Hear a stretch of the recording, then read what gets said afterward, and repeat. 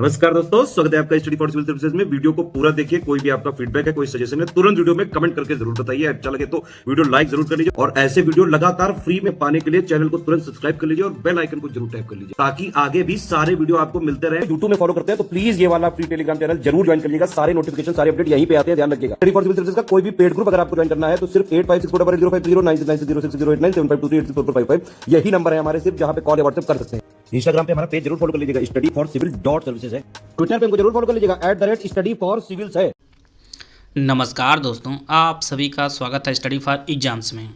दोस्तों, यह सामान्य अध्ययन के क्विक रिवीजन सीरीज का तीसरा वीडियो है। यह आपके आगामी exam UPPC prelims, RO, UPP सहित जितने भी आगामी एग्जाम होने वाले हैं उन सभी के लिए काफ़ी बेनिफिशियल साबित होगा। तो आइए हम लोग वीडियो शुरू करते हैं। आज हमारा जो पहला टॉपिक है वह हिमालय पर्वत श्रेणी विभाजन को सबसे पहले हम लोग देखेंगे। हिमालय पर्वत जहां आज है वहां पहले टेथिस नामक जो है सागर हुआ करता था और इसकी जो कुल लंबाई है ये लगभग 2500 किलोमीटर तक यह फैला है और यह लगभग 200 से कहीं 200 कहीं 400 किलोमीटर जो है ये चौड़ा है। यहाँ पर चौड़ाई आप लोग देख पा रहे हैं ज़्यादा है, कहीं पर चौड़ाई कम है और यह जो दूरी है लगभग ये 2500 किलोमीटर इसकी कुल लंबाई है। इसका जो विभाजन दो प्रकार से किया गया है, एक उत्तर से दक्षिण की ओर विभाजन और इसे जो है 4 भागों में विभाजित किया गया है। ट्रांस हिमालय, वृहद हिमालय, मध्य अलग हिमालय और चौथा आपका शिवालिक। यहाँ पर आप लोग देख पा रहे होंगे ये आपके काराकोरम श्रेणी है, फिर लद्दाख श्रेणी है, जास्कर है।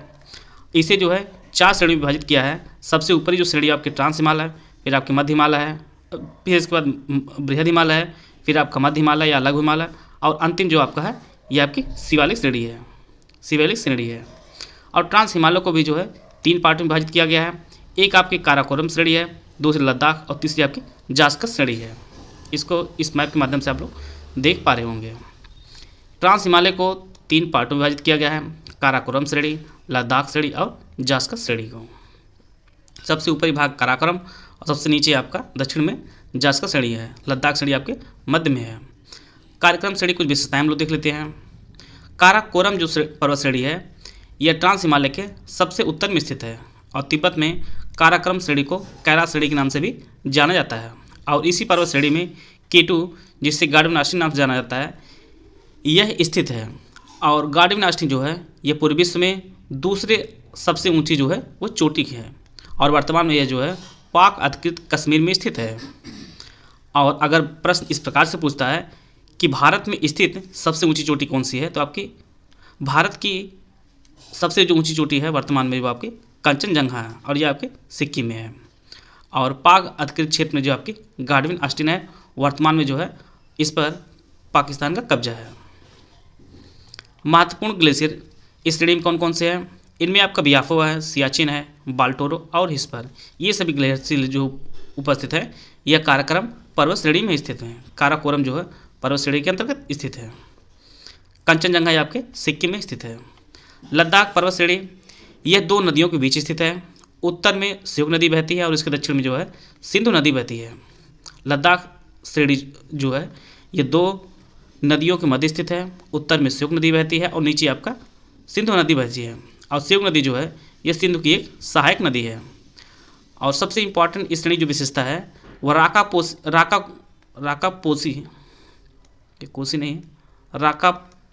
राकापोसी जो है ढाल, ये विश्व की सबसे तीव्र ढाल वाला जो है पर्वत है। राकापोसी जो पर्वत है यह लद्दाख पर्वत श्रेणी पर ही स्थित है और यह विश्व की सबसे तीव्र ढलान वाले पर्वत है। ट्रांस हिमालय की यह जो है दक्षिण में जास्कर पर्वत श्रेणी स्थित है। अगला जो हमारा पार्ट है वह बृहद हिमालय है।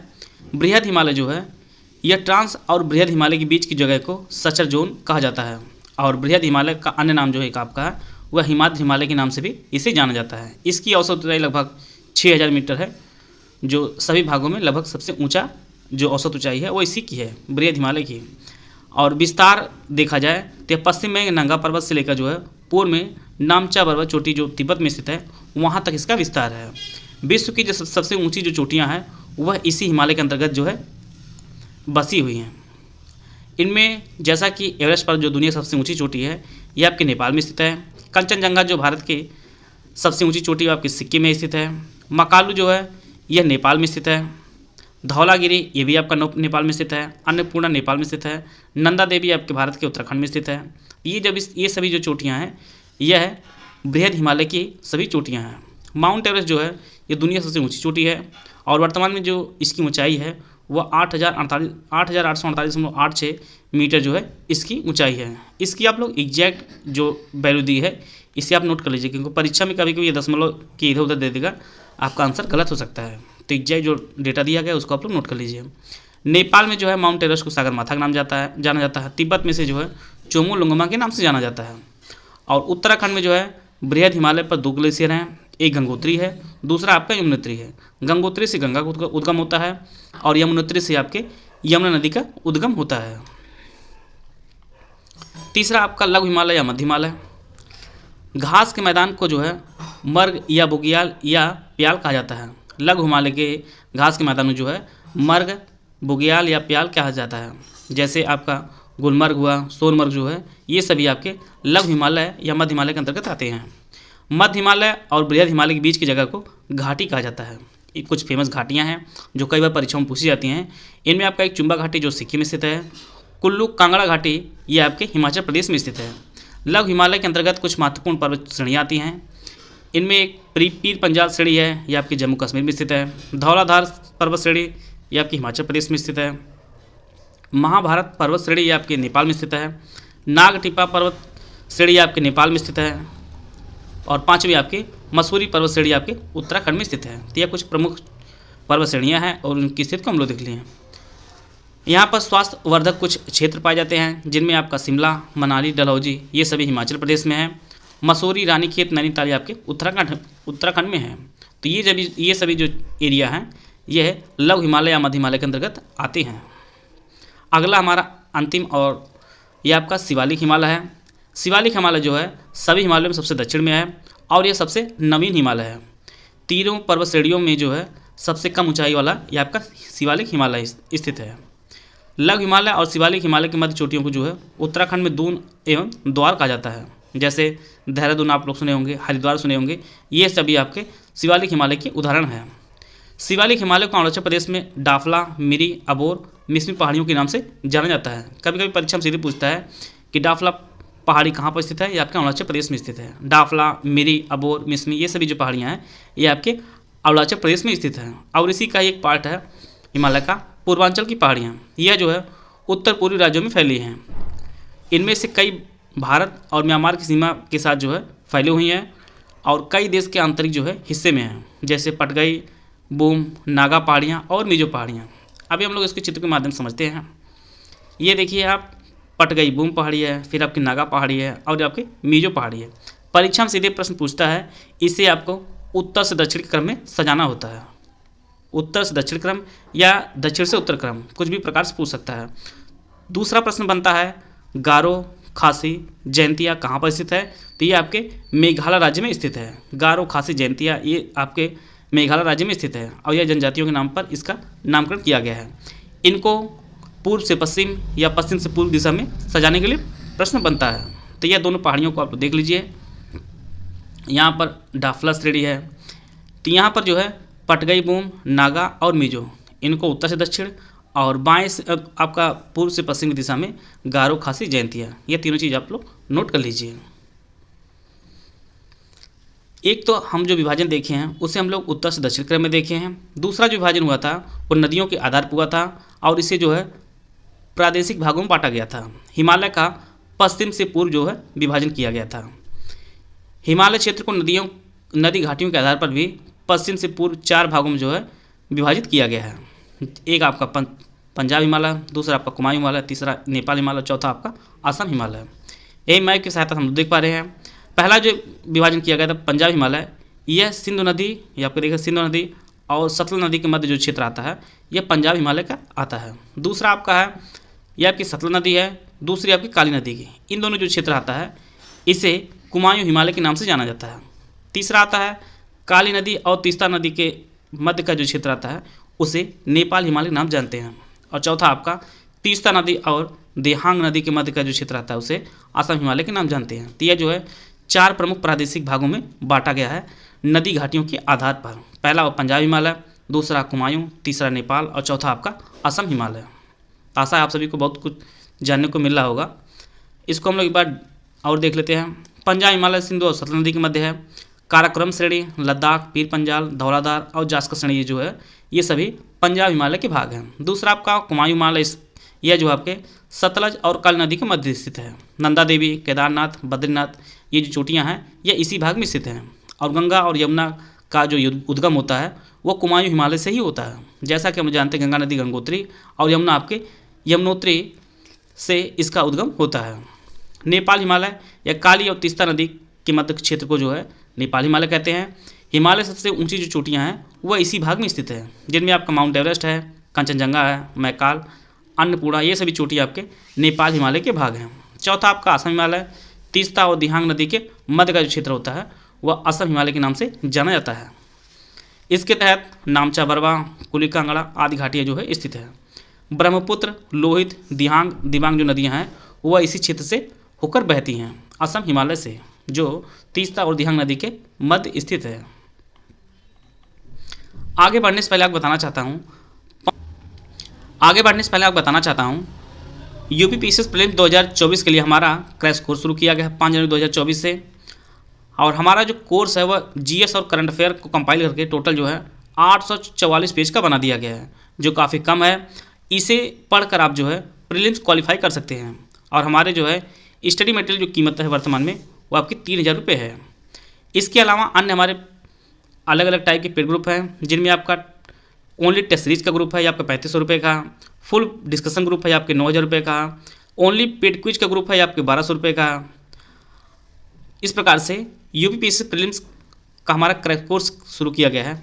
अगर आप इनमें कोई भी कोर्स लेना चाहते हैं तो ये हमारा दिया गया नंबर है, इस पर कॉल या व्हाट्सएप करके जो है जानकारी प्राप्त कर सकते हैं और अपनी सीट एक जो है सुरक्षित कर सकते हैं। आइए अगला टॉपिक हम लोग देखते हैं। अगला टॉपिक जो है वह हम लोग राज्य व्यवस्था से लिए हैं। राज्य व्यवस्था के जो इम्पोर्टेंट जो अनुच्छेद हैं उसको हम लोग कवर करेंगे।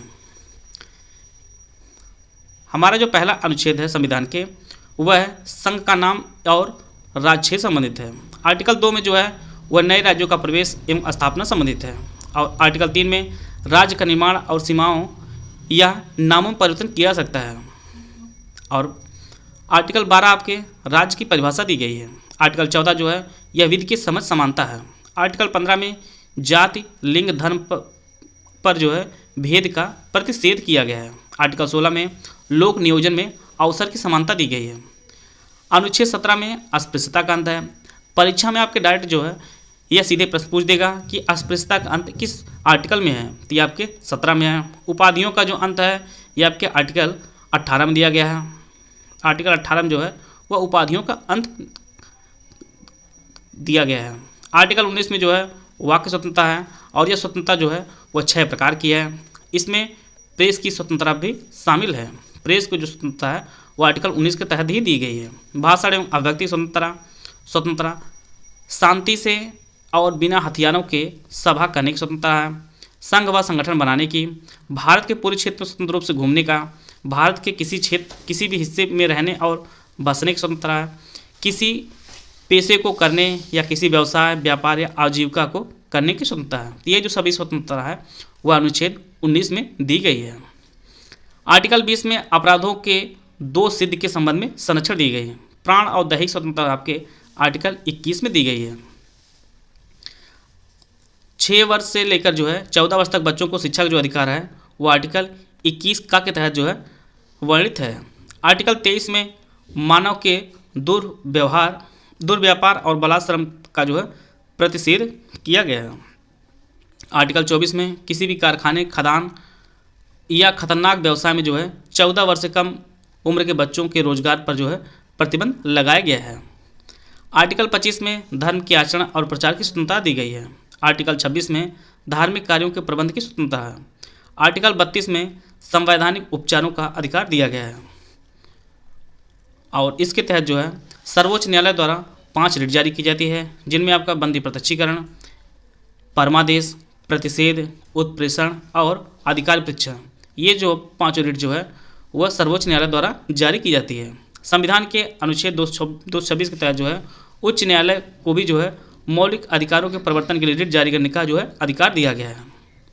और डॉक्टर भीमराव अम्बेडकर जी ने आर्टिकल 32 को संविधान का सबसे महत्वपूर्ण अनुच्छेद भी कहा था और उन्होंने इसे संविधान की आत्मा और हृदय भी कहा था, आर्टिकल 32 को। आर्टिकल 40 में जो है ग्राम पंचायतों का संगठन संबंधित वर्णन किया गया है। आर्टिकल 44 में नागरिकों के लिए समान नागरिक संहिता है।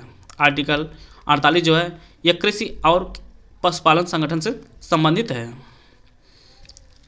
आर्टिकल 48 का जो है यह पर्यावरण, वन और वन्यजीवों की रक्षा के लिए बनाया गया है। आर्टिकल 49 जो है यह स्मारकों और प्राकृतिक महत्व के स्थानों और वस्तुओं के संरक्षण संबंधित प्रावधान जो है वो आर्टिकल 49 में किया गया है। अंतर्राष्ट्रीय शांति और सुरक्षा ये आपके आर्टिकल 51 में है। मूल कर्तव्य जो है यह हमारे संविधान के 51 का में जोड़ा गया था। स्वर्ण सिंह समिति की अनुशंसा पे जो है मूल कर्तव्य जोड़ा गया था 51 का में। आर्टिकल 52 जो है यह भारत के राष्ट्रपति का पद होना चाहिए, इसके बारे में बताया गया है।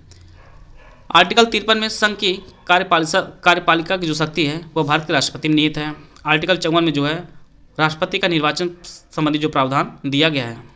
राष्ट्रपति का जो निर्वाचन होता है वह आनुपातिक प्रतिनिधित्व प्रणाली के एकल संक्रमणी मत पद्धति के द्वारा जो है राष्ट्रपति का निर्वाचन होता है। और भारत के संसद के दोनों सदनों जिनमें लोकसभा और राज्यसभा दोनों शामिल होते हैं और साथ में जो है राज्य विधानसभाओं के निर्वाचित सदस्यों द्वारा 5 वर्ष की अवधि के लिए जो है राष्ट्रपति का चुनाव होता है। और चुनाव का जो आयोजन होता है वो भारतीय चुनाव आयोग द्वारा इसका कराया जाता है। चुनाव जो है यह भारतीय चुनाव आयोग कराता है भारत के राष्ट्रपति पद का। अनुच्छेद 55 में भारत के राष्ट्रपति के निर्वाचन की रीत के बारे में वर्णन किया गया है।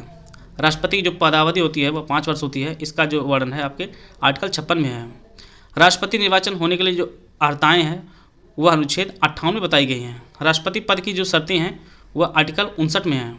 और राष्ट्रपति की जो शपथ का वर्णन है वो आपका आर्टिकल 60 में है। और राष्ट्रपति की जो शपथ दिलाता है वो भारत के मुख्य न्यायाधीश जो है राष्ट्रपति को शपथ दिलाते हैं। राष्ट्रपति पर जो महाभियोग लगाया जाता है उसकी जो प्रक्रिया है इसका जो वर्णन है वो आर्टिकल 61 में किया गया है। आर्टिकल 63 में भारत का राष्ट्रपति एक होगा, इसका जो वर्णन है वो आर्टिकल 63 में किया गया है। आर्टिकल 64 में उपराष्ट्रपति का राज्यसभा का पदेन सभापति होना, इसका जो उल्लेख है यह आर्टिकल 64 में है। राष्ट्रपति के पद की रिक्त होने पर जो है उपराष्ट्रपति की कार्य करेगा, इसका जो उल्लेख है वह आर्टिकल 65 में है। उपराष्ट्रपति का निर्वाचन की जो प्रक्रिया है निर्वाचन होगा, उसका जो उल्लेख है यह आपके आर्टिकल 66 में है।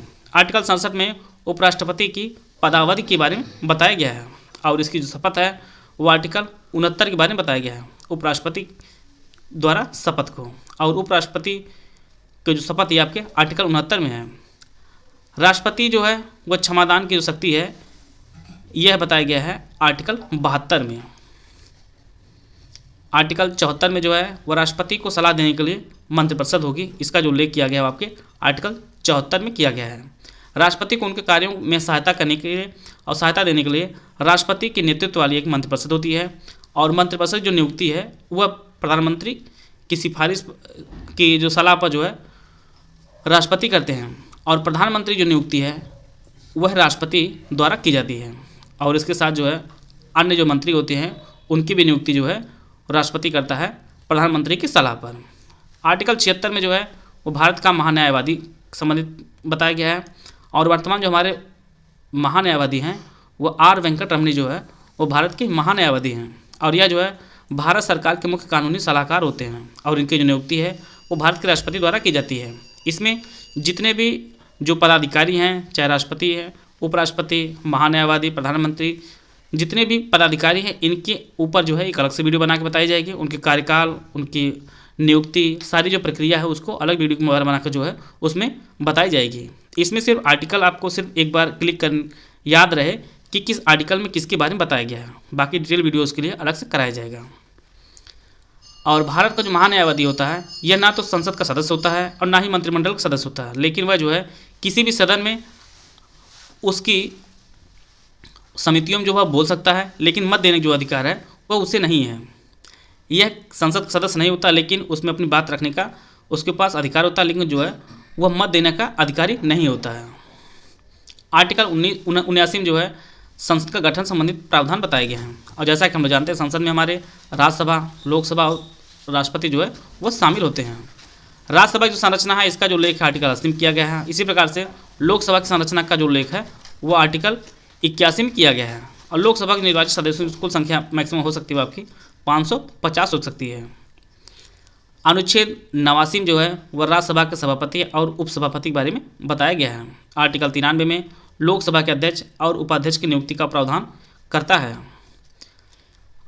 यह काफ़ी इंपॉर्टेंट है। आर्टिकल 108 कुछ दशाओं में जो है दोनों सदनों की संयुक्त बैठक के बारे में जो बताया गया है आर्टिकल 108 में। इसे जो है संयुक्त बैठक जो बुलाता है वह राष्ट्रपति बुलाता है और इसकी अध्यक्षता है वह लोकसभा का अध्यक्ष इसकी अध्यक्षता करता है संयुक्त बैठक का।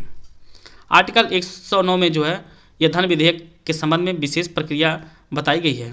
लोकसभा में पारित होने के बाद जो है धन विधेयक राज्यसभा में विचार के लिए भेजा जाता है। आर्टिकल 110 जो है यह धन विधेयक की परिभाषा दी गई है।